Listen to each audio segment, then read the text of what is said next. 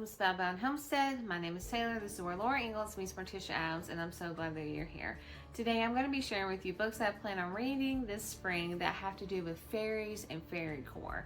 I don't know what has drawn me to this year, but I'm really excited about it, and I have some books I want to share with you along with some books on my TBR list that I would hope to get to this year that fall under this category. So if that sounds good to you, go ahead and grab a cup of coffee, tea, or beverage of choice, and let's chat about it. The sun is shining, the birds are chirping, it's like 65 degrees, and my heart is absolutely just singing for all things spring.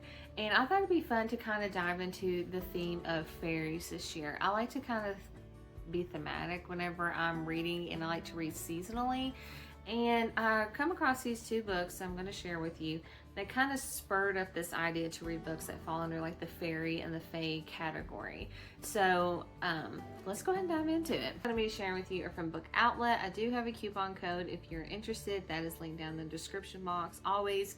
But let's go ahead and talk about it. So I first saw this book and I was like, I'm going to do a deep dive of this. This is so interesting. I have never heard of this.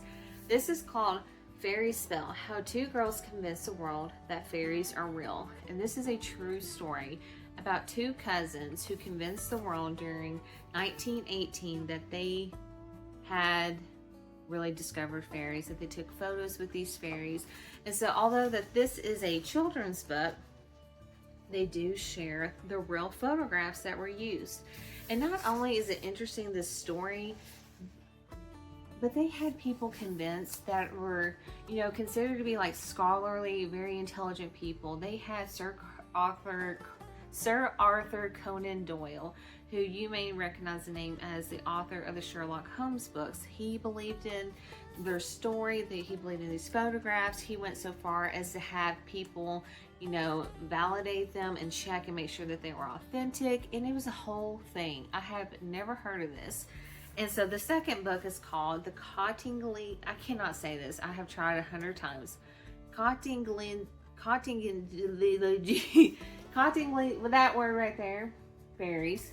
This is now known as Yorkshire. Again, this is a children's illustrations, which are absolutely beautiful, by the way. And it tells the story of how these two cousins had people convinced that they had saw and took pictures with fairies. And the question is, did they or did they not? What really happened? That's the mystery. It is so interesting and I love it. On to my next set that I have, also from Book Outlet. Baby, I just went ahead and got the whole series. I read this one from the library, loved it, and I'm planning on starting this one and the rest of the series. This is going to keep me busy for a while. So you have probably heard everybody and their mother talk about the ACOTAR series, and I finally jumped on board and read it, and I was actually impressed with it, with at least this first one. And so this falls under the fairies and fae category because fae are in these books, and this is a very much more adult version of fairies, so to speak. So if that is something that you're interested in, as of now, I do recommend these. On the adult fairy books, I would love to read Emily Wild's Encyclopedia of Fairies along with the two other books that go with the series.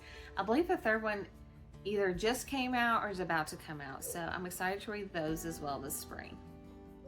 Just some OG fairy books I want to read this year with my children. It's Peter Pan, because Tinkerbell, she is the fairy to me. Like, she's, when I think fairy, Tinkerbell is the first person I thought think of, because I loved Tinkerbell when I was a kid. I had a Tinkerbell themed room. I went all out. My parents went hard for me. Tinkerbell was it. So we're gonna read Peter Pan, and then I would also like to continue with the series, the Spiderwick Chronicles series. My son loves these books. I believe we're on the third one right now. And so I'd love to continue on reading these books. They have fairies, they have brownies, and other little mythical creatures. And I just think it's so fun to read books that follow a theme. I love a theme. If you have any books that follow the fairy or fae theme that you would like to leave down in the comments for recommendations, please do so. You guys always give the best recommendations. And I'd like to expand this category because I'm sure there are tons of books that I've either forgotten or haven't heard of. So please leave those down in the comments so we can chat about some books. Thank you guys so much for watching. I'm so excited for spring, and I'm so excited to be making spring content for you. It's just, when it is spring, I just feel alive again, and I feel like I'm just so much happier once the winter blues have been chased away by the spring sun, and I'm so happy to be here with you, sharing all things cottagecore, fairy, spring, you know, and the like. Thank you guys so much for watching. Please be sure to like and subscribe on your way out, and as always, I hope you have a magical day.